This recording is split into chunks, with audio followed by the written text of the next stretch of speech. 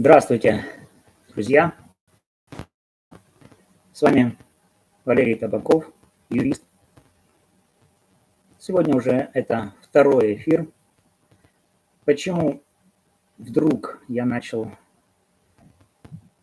еще один эфир сегодня? Время есть, поэтому, конечно, можно и пообщаться со своими зрителями. Дело в том, что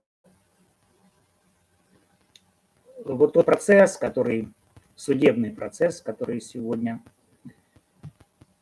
идет по убийству Ирины Фарион, он, конечно, касается не только Вячеслава Зинченко, не только группы поддержки Вячеслава Зинченко, не только родителей Вячеслава Зинченко и не только потерпевшую сторону. Фактически можно сказать, что этот процесс об убийстве Ирины Фарион касается практически каждого гражданина Украины. И в том числе и меня. Поэтому, конечно, вот уже на моем канале 2000 подписчиков, и действительно вот такая аудитория, она уже в состоянии служить вот тем сообществом, которое будет воспринимать, или не воспринимать ту идеологию, которую вот сегодня или прямо сейчас я постараюсь вам изложить. Идеология касается самоидентификации граждан Украины, но не всех, а русскоговорящих. Конечно, русскоговорящие граждане Украины, они тоже полноправные граждане Украины, но так получается, что современная политическая доктрина, она отказывает русскоговорящим гражданам Украины в положительной патриотической самоидентификации. Почему? Во-первых, как вы знаете, перед войной Путин написал псевдоисторический опус о том, что как будто бы россияне и украинцы, это один народ. Вот. Это вызвало сопротивление, идеологическое сопротивление, в том числе и у меня. Я оспаривал этот тезис, то есть не соглашался с Путиным и понимал, что вот эта идеология, она вполне так реальна. Идеология одного народа, она преследует цель захвата украинской территории, то есть цель ликвидации украинской государственности. И основание или обоснование такой вот цели для Путина идея одного народа. Один народ по-путински – это русские. А русские – это, опять же, по-путински, это те люди, государственность которых, предков которых, возникла с возникновением русского государства. Но с русским государством не все так гладко или не все так просто, как это хочет Путин, или как об этом рассуждала в свое время Ирина Фарион. Русская государственность, ну, по идее российской, путинской идее, можно сказать, что это идея ФСБшная, это государство, которое зародилось в Новгороде. Новгородцы призвали Рюрика, Синеуса и Тревора. Это произошло в 862 году. Рюрик сел в Новгороде, кто-то там в Белоозере, кто-то там еще где-то, третий брат. Ну и в конце концов, значит, вот они основали там русскую землю. Это еще не территория Украины, как мы понимаем, но уже можно сказать, что вот это призвание новгородцами, а Новгород был республикой, то есть там органом управления было Вече, народное Вече, вот они призвали вот эту Русь. Это теория, это история. Ну, так это или не так, во всяком случае, пока примем, что это действительно так. Итак, 9 век, 862 год. Затем, если мы начнем читать повесть временных лет, ну, это источник, который заслуживает доверия или не заслуживает доверия, но во всяком случае он включен в какие-то учебники исторические, ну, наверное, в том числе и учебники по истории Украины. Так вот, уже через 20 лет, то есть после 862 года, как пишет повесть временных лет Нестора Летописца, в 882 году Олег, русский князь Олег, после смерти Рюрика подошел к Киеву. Опять же, вы понимаете, что это 9 век. Так вот, в 880 году Олег пришел к Киеву. Ну, он пришел не как завоеватель, вернее, пришел как завоеватель, но держал свою миссию или свой план в тайне. Он притворился купцом. Затем он узнал, что в Киеве правит Аскольд, пригласил Аскольда к себе на корабль, сказал, что Аскольд и он родственники, и Аскольд, придя на этот корабль, узнал от Олега, что он не княжеского рода. Олег показал Аскольду Игоря, малолетнего сына Рюрика, сказал, что вот Игорь княжеского рода, Аскольд не княжеского рода, и убил Аскольда.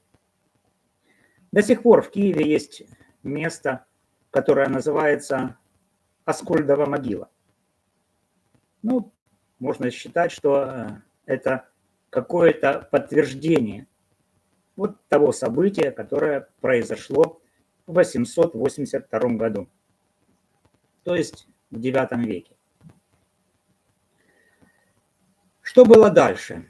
Дальше было то, о чем в учебниках истории мало пишут. То есть они это как бы пропускают. Но вот то, что было после убийства Аскольда, оно тоже заслуживает нашего внимания. Ну, потому что оно связано с самоидентификацией государственности. Так вот, значит, дальше, как пишут учебники истории, как повествует повесть временных лет, Олег назвал Киев матерью городов русских. Вот. Ну, а дальше вот вообще провал. Но если мы вчитаемся в повесть временных лет, то мы обязательно там найдем, что делал Олег потом, после того, как убил Аскольда, назвал Киев матерью городов русских. Олег начал спрашивать местное население. Вы там это найдете, если захотите, в повести временных лет. Начал спрашивать, кому дань платить. И народ в простоте душевной, киевский народ и народ всех окрестных земель, отвечал хазарам. На что Олег отвечал: не платите хазарам, а давайте мне. Вот что означает вот такое развитие событий или этот диалог. О чем говорит он? Дань платите хазарам.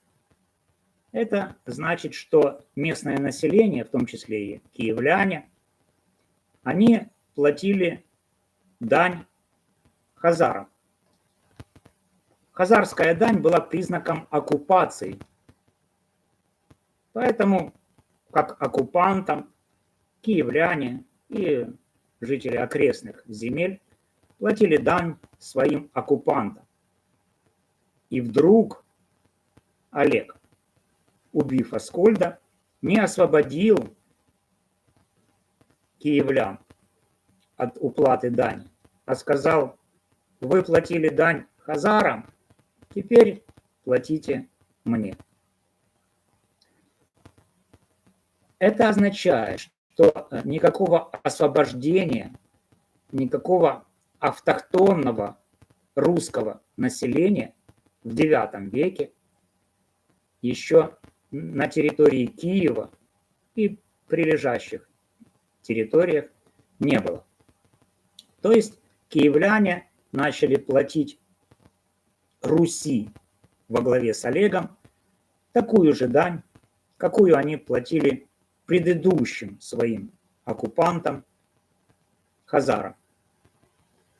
Ну и события развивались дальше и дальше, то есть Олег захватывал все новые и новые земли и облагал их дань.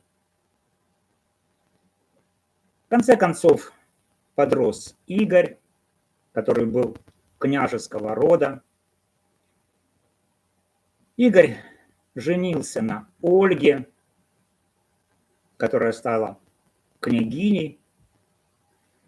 И тоже вот этот Игорь продолжал собирать дань с оккупированных Русью киевских земель и окрестных. Мало того, Игорь не просто собирал дань, а он однажды даже попробовал собрать дань повторно. Ну, представляете, да, что хазары собирали дань раз в году, у них были там книги учета дани.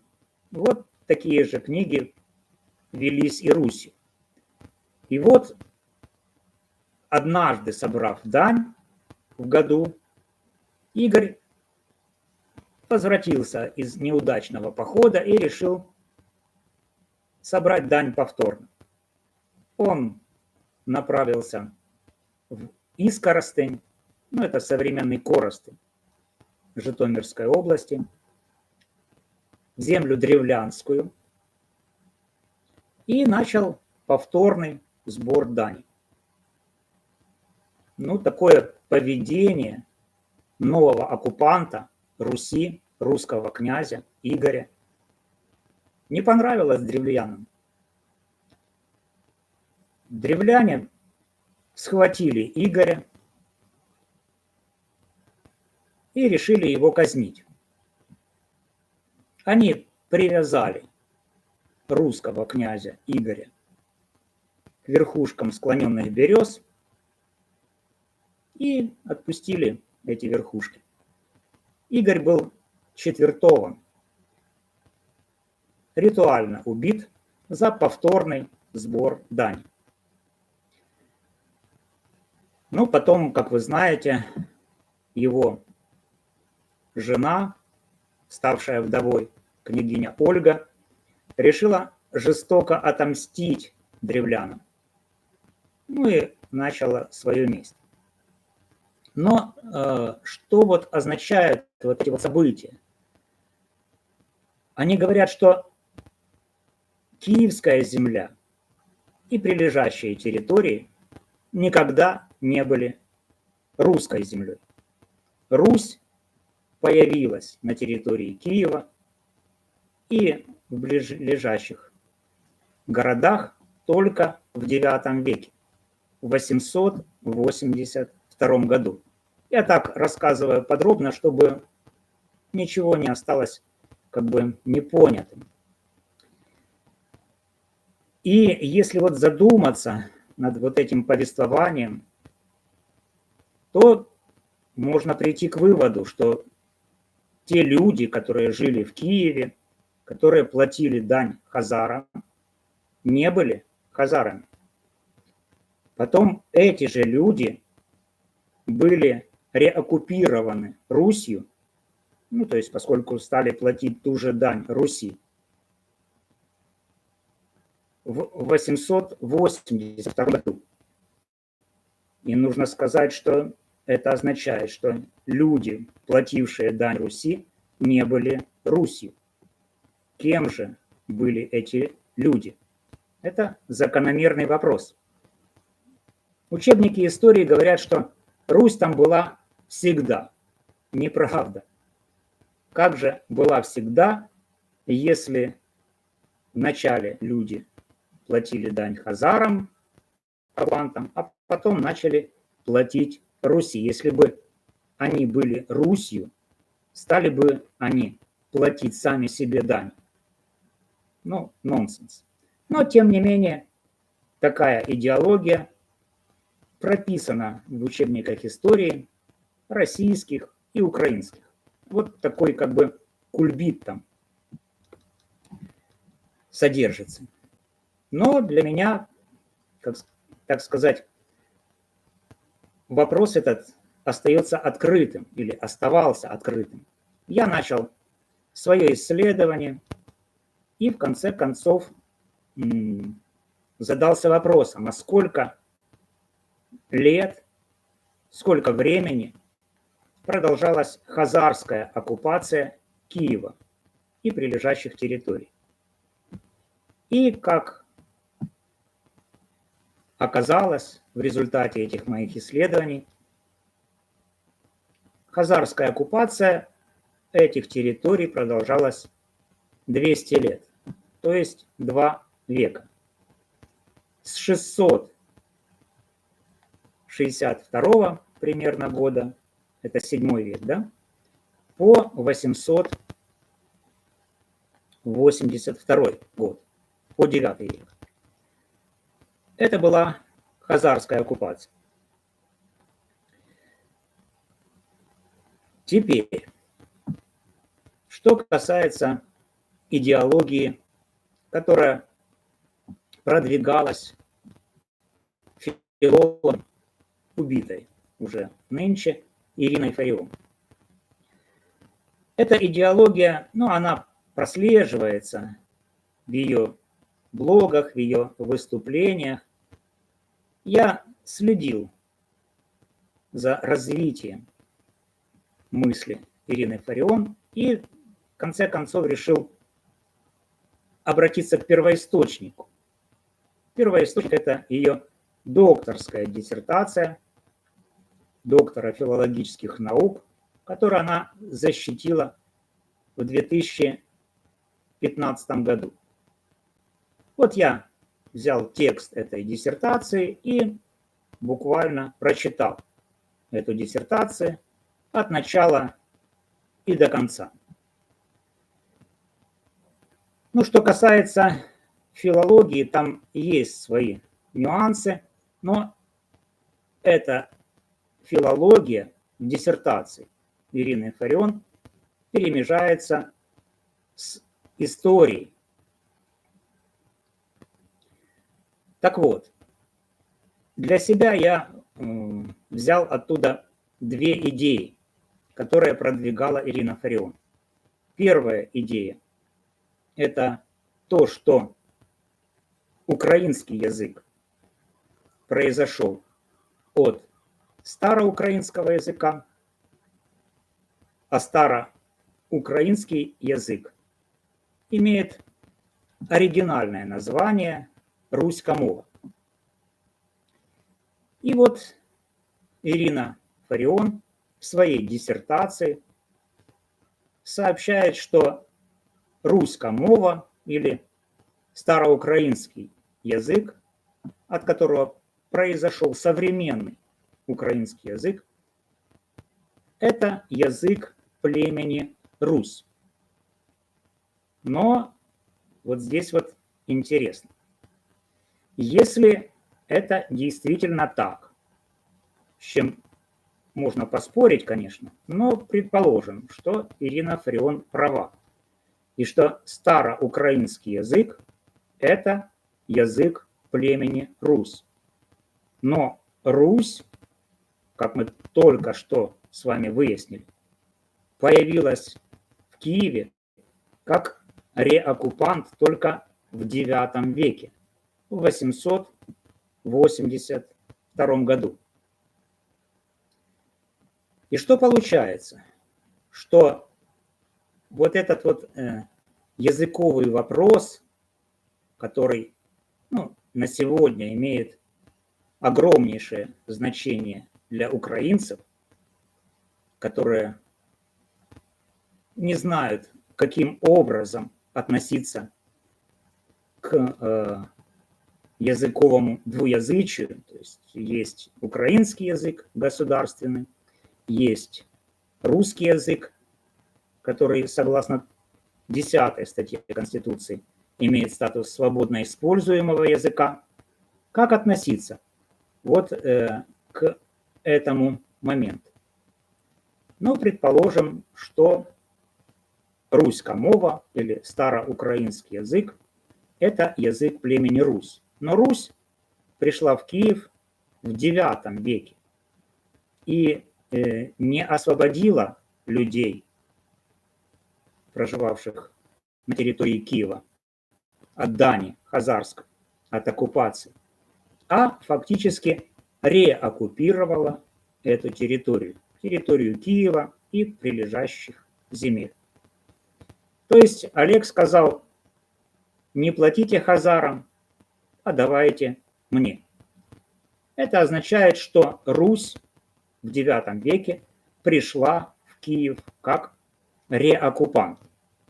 Ну и естественно, что если языком Руси была руська мова или староукраинский язык, то эта Русь пришла к Киеву со своим языком. Какой же народ проживал в Киеве до прихода Руси? И на каком языке этот народ разговаривал? Ясно, что это была не Русь. И вот если начать изучение еще глубже в историю киевских земель, то есть IX век – это приход Руси, реоккупация Киева, 200 лет хазарского ига. И оказывается, что в VII веке на территории Киева, в Поднепровье, Приазовье, в Крыму, на Дону и на Кубани было образовано первое христианское государство на территории Украины, которое называется Великая Болгария. В письменных источниках об этом очень много упоминается. Вы будете искать, погуглите, то вы найдете. Великая Болгария. 7 век, образование 632 год, хазарская оккупация 675 год, где-то примерно. 50 лет просуществовало это государство. Но, тем не менее, это было первое христианское государство на территории Украины. Учебники истории, российские и украинские, говорят, что христианизация или первое христианское государство на территории Украины связано с Русью, с крещением Руси Владимиром в X веке. Но, оказывается, это ложь. Первое христианское государство на территории Украины – это Великая Болгария. Киев, Поднепровье, Приазовье, Крым, Дон и Кубань. 7 век. Лидер этой державы, Кубрат, похоронен на территории Украины. Многие этого не знают, но это действительно так. Полтавская область, Новосанжарский район, село Малая Перещепин. Там стоит памятный знак владетелю Великой Болгарии от благодарных потомков болгар и украинцев. И на памятной стеле выгравирован знак рода Дула. Ну, такой двузубец с двумя боковыми такими линиями. Это знак рода Дула. Обнаружено захоронение Кубрата в 1913 году. Это была богатейшая находка. Там нашли 25 килограмм золотых артефактов и 50 килограмм серебряных артефактов, которые были извлечены и перевезены в Санкт-Петербург. Сегодня любой из вас может войти онлайн в экспозицию Эрмитажа и увидеть там все то, что найдено в Полтавской области под названием Перещепинский клад.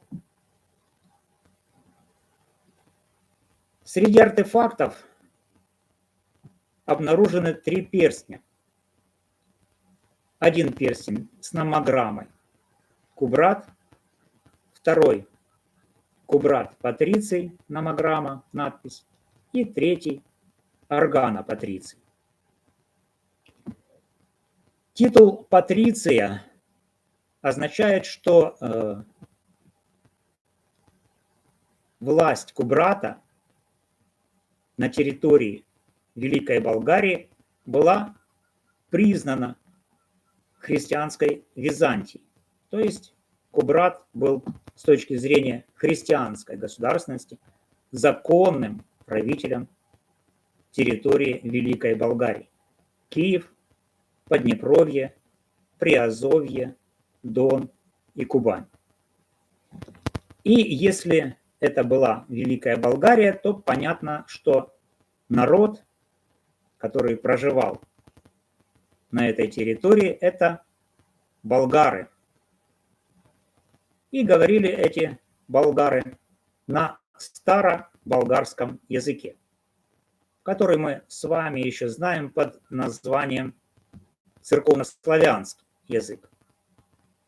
Вот жили себе болгары, вот они образовали свое независимое христианское государство, разговаривали они на староболгарском языке, потом пришли хазары, оккупировали эту территорию, а потом пришла Русь и реоккупировала эту территорию. В диссертации Ирины Фарион мы тоже найдем следы вот этого процесса. Но Ирина Фарион существование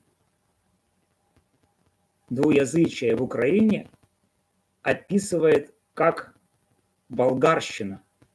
Ну, что действительно, можно сказать, соответствует той ситуации, которая сложилась.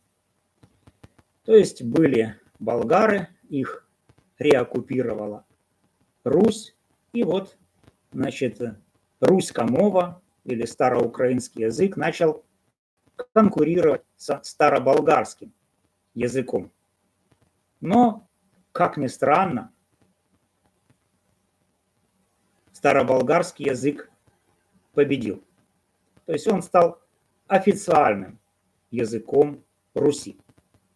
Парадокс? Ну, пусть будет так. И идею болгарщины, ну, такого уничижительного наименования вот этой ситуации на территории Украины, Ирина Фарион позаимствовала у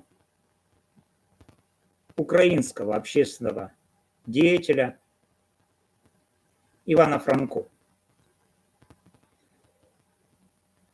И вот получается, что староболгарский язык, он же церковнославянский язык, постепенно начал подвергаться влиянию староукраинского языка, языка Руси, ну и в конце концов трансформировался. И тот язык, в который трансформировался староболгарский язык или церковнославянский, он оказался русским языком. Вот тот язык, который мы сейчас называем русским, это превратившийся из церковнославянского, старославянского языка староболгарский язык. То есть современный русский язык можно еще назвать новоболгарским. Об этом говорят и филологи. Академик Дмитрий Лихачев исследовал происхождение русского языка и сделал вывод о том, что русский язык происходит от староболгарского языка. А язык староукраинский или руська мова – это язык Руси. Так вот, если говорить о том, какой из языков украинский или русский с этих позиций является языком оккупанта, то здесь можно дискуссию поставить либо на паузу, либо открыть ее. Если староболгарский язык на территории Киева, Поднепровья, Приазовья, в Крыму, на Дону и Кубани использовался в IX веке, в VII веке, в VIII веке, в IX веке, ну то тогда получается, что болгарский язык – это язык автохтонного населения этой территории, а руська мова или староукраинский язык – это язык реоккупанта. Теперь русский язык – это модифицированный староболгарский язык.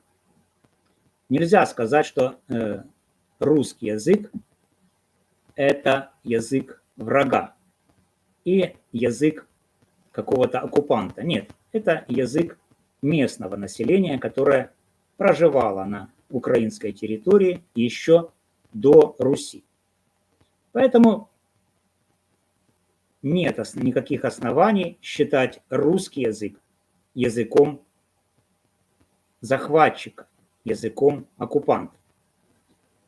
Нужно сказать, что вот этот язык староболгарский и церковнославянский, он использовался Русью для насильственной христианизации угро-финского населения северных территорий. Москва, Санкт-Петербург, Ростов. Там проживали финно-угорские племена Чуть, Меря и Весь. Вот эти племена в результате насильственной христианизации были подвергнуты геноциду под видом христианизации и утратили свою самоидентификацию. Мало того, они утратили и свой язык, то есть они стали разговаривать на староболгарском или церковнославянском языке. Говорить, что русский язык для Украины язык оккупанта, неправильно. Поэтому вот к той ситуации, которая сложилась в сфере языковых отношений на Украине, нужно относиться спокойней. Тем более, что в законодательной сфере права русского языка закреплены Конституцией Украины как свободно используемого языка. Свободно используемый статус русского языка означает, что этот язык имеет все основания использоваться во всех сферах украинского социума, в том числе на госслужбе, в системе образования, в сфере обслуживания. Это Конституция. Конституция имеет наивысшую юридическую силу, поэтому если даже закон Украины об обеспечении функционирования украинского языка как государственного противоречит этому, ограничивает сферу использования русского языка на Украине, это значит, что в такой коллизии правовых норм нужно использовать принцип верховенства права. То есть используется юридический акт с наивысшей юридической силой, то есть Конституция. Поэтому, если закон требует ограничить русский язык, а Конституция устанавливает свободно используемый статус русского языка, то на основании Конституции русский язык имеет полное право быть использованным без всяких ограничений во всех сферах украинского общества. Так говорит история, так говорит право. Поэтому вот те последователи Ирины Фарион, которые ратуют за фарианизацию Украины, ратуют за принудительную украинизацию, то есть принуждение к повсеместному использованию только украинского языка, и ратуют за запрет русского языка, они, получается, не учитывают ни принцип верховенства права, ни исторические процессы, которые протекали в Украине. И получается, что последователи Ирины Фарион могут себя идентифицировать, если захотят, как потомки племени Русь, которые говорили, предки которых говорили на староукраинском языке, который имеет оригинальное название «Руська мова», а русскоговорящие граждане Украины имеют полное основание идентифицировать себя как потомки граждан старой Великой Болгарии, то есть потомки граждан первого христианского государства на территории Украины. Ну, что сказать? Говорит ли это о том, что необходимо враждовать русскоязычным и украиноязычным гражданам Украины? Нет, ничуть. Нужно вместе, совместными усилиями противостоять российскому оккупанту, который пришел на землю Украины, который убивает граждан Украины, который осуществляет геноцид украинцев по национальному признаку.